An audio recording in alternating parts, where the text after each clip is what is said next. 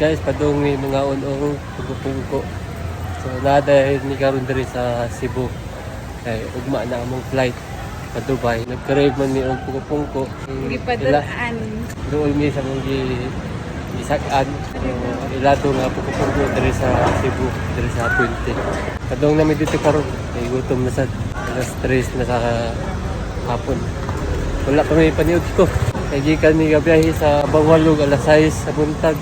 Karoon pa dyan naka-plaster dito sa Cebu. So, manimin ninyo mga uni. Let's go! So, kita na namo ang pungko-pungko sa Puente.